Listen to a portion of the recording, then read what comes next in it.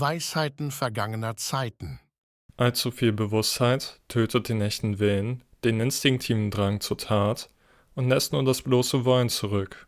Die meisten literarischen Werke, die wir heutzutage schätzen, stammen aus Epochen wie der Moderne, Romantik oder Antike. Das Mittelalter wird hingegen als eine dunkle Epoche betrachtet, in der die literarische Produktion ins Stocken kam. Auch wenn daran etwas dran sein mag, führt dieser Glaube dazu, dass keine ernsthafte Auseinandersetzung mit eigentlich lehrreichen Werken des Mittelalters erfolgt. Zu einem dieser Werke gehört Der arme Heinrich, Hartmanns von Aue, das am Ende des 12. Jahrhunderts verfasst wurde und zu einem der bedeutendsten mittelhochdeutschen Werke aus der Kleinepik gehört. In ihm wird uns von dem vornehmen Ritter Heinrich aus dem Schwabenland erzählt, der für sein sittliches und tugendhaftes Verhalten bekannt ist. Heinrich soll all die ritterlichen Tugenden wie die Ehre, Güte und Beständigkeit in sich vereinen. Hinzu kommt, dass er nicht nur ein tugendhafter Mensch ist, sondern auch zugleich wohlhabend und großes gesellschaftliches Ansehen genießt. Eines Tages ändert sich dies alles. Gott lässt es zu, dass Heinrich an Lepra erkrankt, eine Krankheit, welche mit schweren Hautverformungen und Nervenschäden einhergeht. Heinrich verliert sein Ansehen und sucht in Verzweiflung einen Arzt, der ihn heilen kann. Dazu fährt er sogar ins Ausland nach Frankreich, um sich von den besten Ärzten behandeln zu lassen. Es bleibt aber vergebens. Kein Arzt scheint ihm helfen zu können, obwohl, bis auf einen. Als Heinrich nach Salerno reist, erfährt er von einem Arzt, dass er nur durch ein Mittel geheilt werden könnte, und zwar durch das Blut einer Jungfrau. Abgeneigt von diesem Vorschlag, zieht sich Heinrich auf einen kleinen Bauernhof zurück. Während seiner Zeit auf dem Bauernhof lernt er die Tochter eines Bauern kennen, welche zufälligerweise auch Jungfrau ist.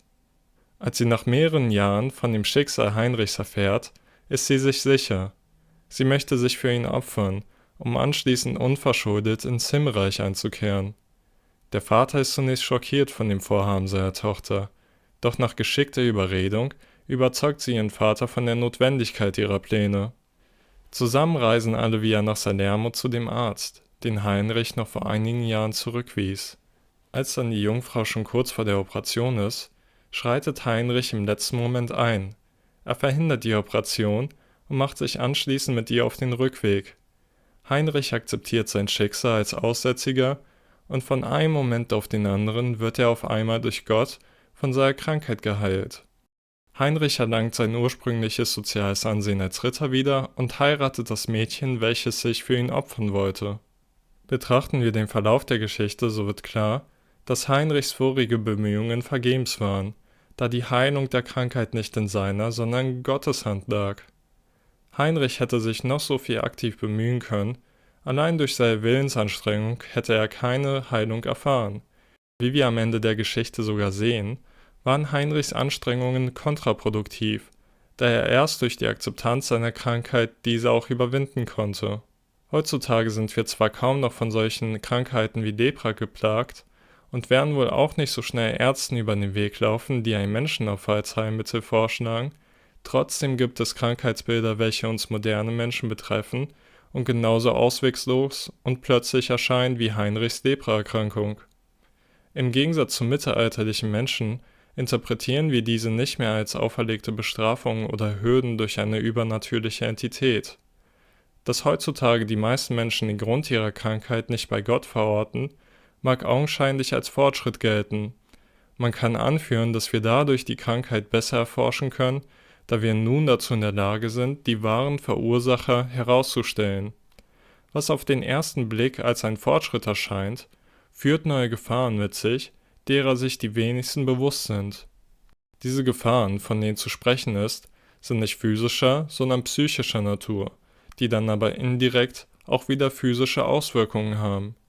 Haben wir im Gegensatz zu den mittelalterlichen Menschen doch tausende von neuen Behandlungsmöglichkeiten, fehlt uns zumeist der richtige seelische Umgang mit unseren Leiden. Der Überfluss an physischen Mitteln führt einen Mangel an psychischen Verfahren im Umgang mit Leid und Krankheit mit sich. Betrachten wir ältere Kulturen, so ist auffällig, dass diese kollektive Ideen aufweisen, welche dem Individuum zu einem besseren Umgang mit den Hürden des Lebens ermöglichten. Die Göttin Ananke personifizierte diese Idee des Schicksals, welcher die Griechen eine unfassbare Macht zuschrieben. Wie viel Bedeutung dem Schicksal zugeschrieben wurde, erkennt man daran, dass selbst die Götter diesem unterworfen waren. Spengler schreibt hierzu: Zeus besitzt durchaus nicht die volle Macht über die Welt. Selbst auf dem Olymp ist er primus inter pares, Körper unter Körpern.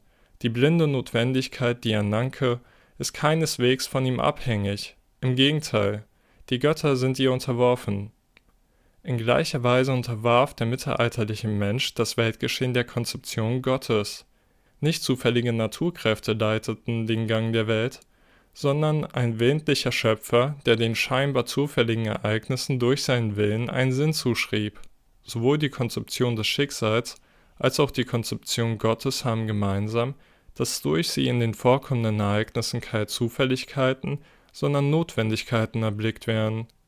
Die schwermütigen Niederschläge des Lebens wurden zu notwendigen Herausforderungen anstelle von sinnlosen Geschehnissen, wie sie es in einem naturalistischen Weltbild gewesen wären.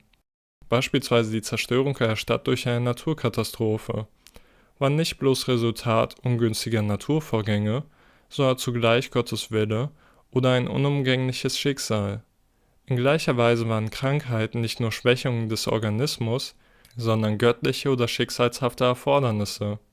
Die Interpretation eigentlich bekümmernder Ereignisse als Notwendigkeiten des Schicksals oder als Resultate göttlicher Handlungen stiftete Sinn und entlastete das Individuum. Eine Krankheit konnte beispielsweise leichter ertragen werden, da die Konzeption Gottes oder des Schicksals die individuelle Schuld entnahm. Die Krankheit musste nicht auf die Schwäche des eigenen Körpers zurückgeführt werden, sondern konnte als eine gutmütige Aufgabe Gottes angesehen werden. In einem rein naturalistischen Weltbild sind diese entlastenden Konzeptionen Gottes und des Schicksals verloren gegangen, und es ist keine Idee an ihre Stelle getreten, welche sie ersetzen würde. Die Gefahr, welche nun auftritt, ist, dass der Mensch keinen Sinn in den belastenden Geschehnissen sieht oder noch schlimmer sich die Schuld bei diesen Ereignissen anlastet, welche außerhalb der Gewalt des eigenen Willens stehen.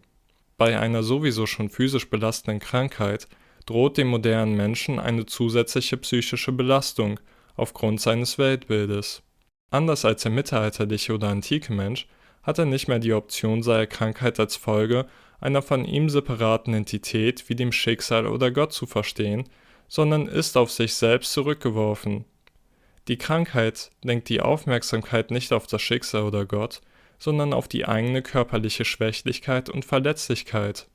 Solch eine negative Einstellung gegenüber der Krankheit stellt eine zusätzliche Belastung für das Nervensystem dar, was den Krankheitsverlauf zusätzlich erschwert. Und gegen die Auffassung von Gott und Schicksal es ermöglichen, der Krankheit einen überindividuellen Sinn zuzuschreiben, diese als notwendig statt zufällig zu sehen und von den eigenen biologischen Ungenügsamkeiten ablenken. Allein auf Gott zu vertrauen und sich keiner Behandlung zu unterziehen, wie es der arme Heinrich am Ende gemacht hat, scheint aber nun auch nicht im realen Kampf gegen ein Leiden oder eine Krankheit besonders ratsam zu sein.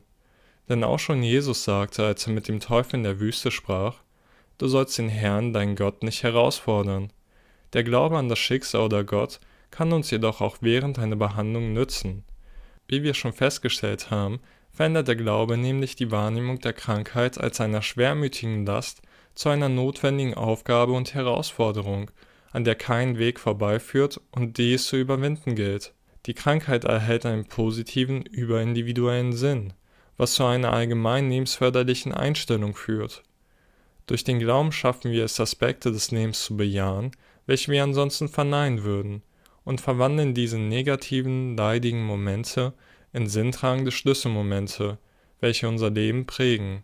Die Erzählung des armen Heinrichs zeigt uns meines Erachtens trotz ihres altertümlichen Weltbildes zusammenfassend auf, wie wir zu einem besseren seelischen Umgang mit Krankheiten durch überindividuelle Konzeption wie die des Schicksals oder Gott finden können. Doch was haltet ihr von meinen Überlegungen? Gibt es vielleicht viel bessere Ansätze zum Umgang mit Leid und Krankheit, die ich übersehe?